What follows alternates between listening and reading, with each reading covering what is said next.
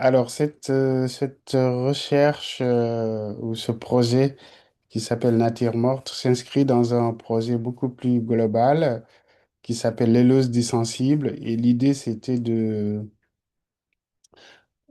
travailler, de mobiliser un peu une façon de collecter à la fois des vidéos, mais des photographies, mais dans un sens très intime, tu vois. Et donc j'ai commencé le projet en lui-même, donc qui s'appelle Élose dit sensible et, et beaucoup plus large, qui date de plusieurs années en fait depuis que j'ai commencé à travailler dans les années 2000, ouais, de 2010-2015, où j'ai fait beaucoup de recherches, notamment dans le nord de la France, à Calais, autour des migrations, mais aussi des endroits habités par ces exilés. Mais l'idée, c'était pas de photographier le phénomène migratoire, mais de travailler sur les espaces dont ils occupent les lieux, quoi, tu vois, les lieux d'habitation, les détails, des choses très sensibles de la nature, mais aussi de la trace, des choses que les gens laissent derrière eux. Euh, et donc, j'ai poursuivi ce travail à la fois vidéo et photographie, et qui s'appelle, en fait, il y a aussi c'est une sorte de livre d'images, tu vois, comme l'a fait Godard dans l'un de ses derniers films. Et donc, c'est une accumulation d'images qui date de plusieurs années. Et le travail de nature morte et un travail très intime lié à mon enfance. En fait, je suis rentré chez moi au Sénégal, dans le nord du Sénégal, à la frontière avec la Mauritanie. Je suis reparti avec un appareil photo. Et l'idée, c'était de photographier les endroits où je jouais quand j'étais petit, quand j'étais enfant. Sauf que on est dans un endroit très sahélien, très désertique. C'est entre la frontière entre le désert mauritanien et le Sahel sénégalais. Et donc, il y a pas vraiment de nature parce qu'il n'y a pas beaucoup de pluie, il y a pas beaucoup de verdure. Il y a un fleuve qui passe, mais il y a pas. C'est vraiment une nature, pour le coup, très morte.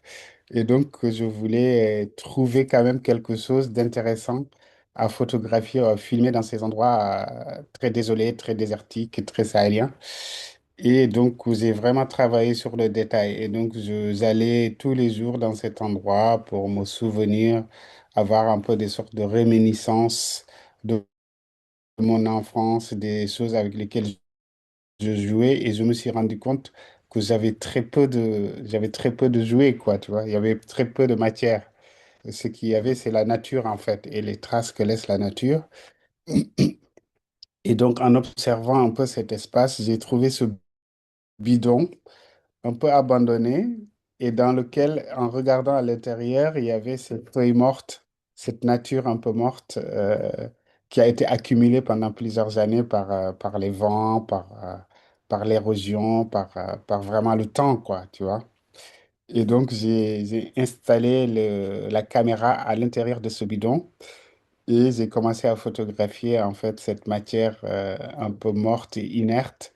Et ça, c'est ça ce qui donne un peu bah, à la fois cette nature morte, mais aussi cet éclat un peu de feu, quoi, tu vois, qu'on voit. Et c'est très étonnant parce que c'est vraiment un bidon abandonné dans une décharge publique et qui devient un objet de travail et à la fois formel, mais aussi qui donne cette couleur jaune vif feu. Et tout de suite, moi, j'ai pensé que ce travail pouvait rentrer dans le projet de Hambourg. Et je trouve ce travail assez intéressant Bon, là, vous avez montré qu'une partie de photos, mais normalement, c'est une série de 8. Et à la fin, on voit le bidon, en fait. Tu vois, on voit le bidon dans cette décharge publique qui est assez intéressant. Donc, c'est à la fois un travail comment dire, d'errance comme ça, tu vois, un artiste qui erre dans des espaces un peu désolés, un peu désertiques et qui essaye de trouver la matière à faire, quoi, tu vois. Mais aussi, c'est un travail assez intime et sensible, tu vois, de réminiscence, de souvenirs et puis d'observer un peu le temps qui fait son effet, en fait, sur la matière. Voilà un peu. Super. Ouais. Euh, Hamedine, est-ce que tu peux aussi dire quelque chose sur ton intérêt sur Glissant et les éléments, parce que tu m'en as parlé, Oui. les poétiques de relation, qui est Mm. aussi dans ce bidon, en quelque sorte, dans le Oui, cosmos oui, de ce bidon. oui. Bah, il y a ce travail de Glissant qui est un livre qui s'appelle, je crois, Le feu, l'air et les éléments. Enfin, je ne sais plus exactement le titre de l'ouvrage, mais qui est un ouvrage assez important aussi sur, en fait, le rapport qu'on a avec à la fois les autres, tu vois, que c'est l'apport de la relation à l'autre, mais aussi la relation avec la nature et la relation avec la poésie. Et comment, en fait, euh, comment on est tous égaux par rapport à la poésie, à la beauté, à l'observation. Et il y a ce moment, il y a il y a cette difficulté, en fait, tu vois, qui est un peu commun à tous d'accéder tout de suite à la poésie, à la beauté des choses, à la beauté des éléments, à la sensibilité, mais que c'est une démarche, en fait, tu vois, c'est une démarche d'observation, c'est une démarche pratique, et tout d'un coup, il y a une sorte de révélation, en fait, qui se passe. Et cette révélation, se passe parce il y a aussi un exercice à faire, hein, à la fois un exercice d'observation, un exercice de rapport direct avec la nature et avec les éléments, mais aussi un exercice de relation et comment on dit, euh, d'intimité, quoi, avec les autres, tu vois, et c'est ça qui crée un peu la poétique de la relation et je sais que Glissant est très sensible aux éléments, notamment au feu, à l'air, à l'eau. Mais ça me fait aussi penser à ce travail très sensible d'Anna Mendieta, tu vois, sur les éléments.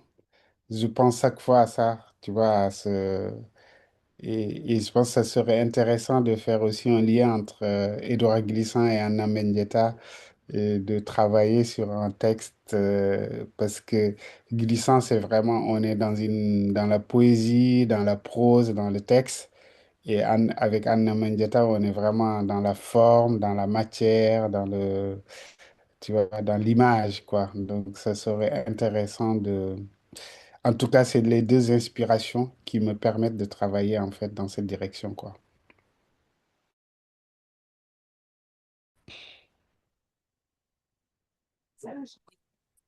Super. Encore la dernière question. Quand tu étais aussi à la résidence à l'ambassade Hambourg, Mhm, euh, tu étais aussi intéressé à des liens entre Hambourg et le mouvement panafricain, mais aussi, si je me souviens bien, la mhm, circulation des objets qui part du port mhm. de Hambourg.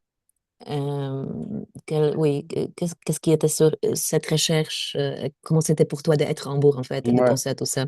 Ben, cette résidence à Hambourg était très, très intéressant et très étonnant parce que je ne m'attendais pas à que Hambourg soit aussi important comme un lieu d'ancrage, mais aussi un lieu de circulation à la fois des intellectuels, des artistes, mais aussi des objets grâce au port d'Hambourg. Et je me suis intéressé particulièrement à un personnage important qui s'appelle Georges Padmore et qui a vécu à Hambourg, qui était un intellectuel panafricaniste, journaliste et qui a créé un journal à Hambourg qui s'appelle The Negro Worker et qui a mobilisé un peu tous les travailleurs, notamment les dockers et les marins, notamment d'origine africaine et caribéenne, qui arrivaient à Hambourg. Et, et ce qui m'a beaucoup intéressé aussi, c'est de voir tous les objets d'art qui existent dans les musées d'Hambourg qui viennent notamment beaucoup du continent africain, mais d'autres parties du monde.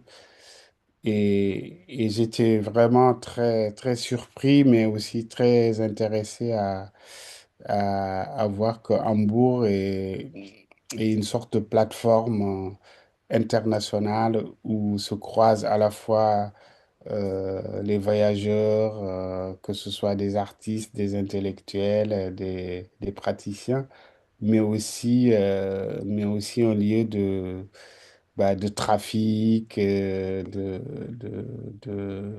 de commerce très dynamique.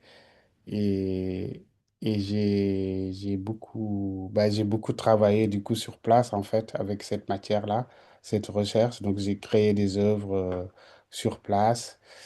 Et j'aimerais bien revenir à Hambourg pour un temps plus long parce que c'est un territoire très intéressant pour la recherche et, et aussi de rentrer beaucoup plus sur cette présence africaine à Hambourg. Ouais.